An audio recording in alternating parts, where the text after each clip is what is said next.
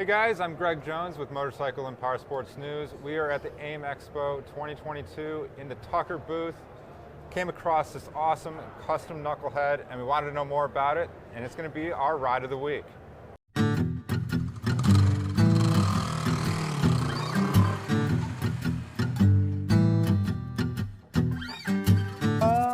Guys, I'm here with James Simonelli with Tucker, and he's going to tell us a little bit more about this custom Knucklehead. And I understand it actually belongs to your buddy. Yeah, how's it going, Greg? Yeah, I'm the Twin Power brand manager. Twin Power is a V-twin brand owned by Tucker, but this particular bike belongs to my buddy Stu Cantera.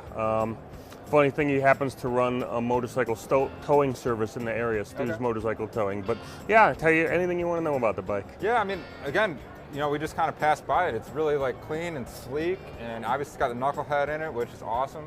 But there's more than, you know, more than meets the eye here on the bike. Absolutely. If you could, walk us through some of the custom Yeah, so as you probably know, I mean, Harley made the Knucklehead engine from 36 to 47, and in my opinion, and many people's opinions, definitely the coolest motor they ever made. And the Knuckles were available in 61 and 74 cubic inches, not necessarily a powerhouse. However, this one happens to be 103 cubic inches, which is like, you know. Got all the horsepower, right?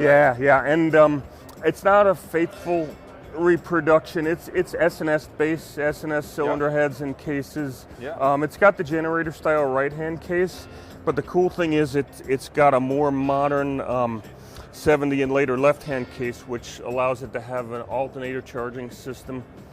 It's also got a 3-inch open belt drive and a modern 5-speed softail transmission.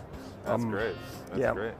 Now I also understand, you know, the custom exhaust is kind of a one-off. That's a one-off piece. I mean, those pipes were hand welded and ground and plated, but the guy did an amazing job on them. And if you look at them, they're practically seamless. And it's obviously it's a rigid frame of unknown dimensions. Let's just say it's got a lot of stretch and a lot of rake, and it's got a 180 tire on the back.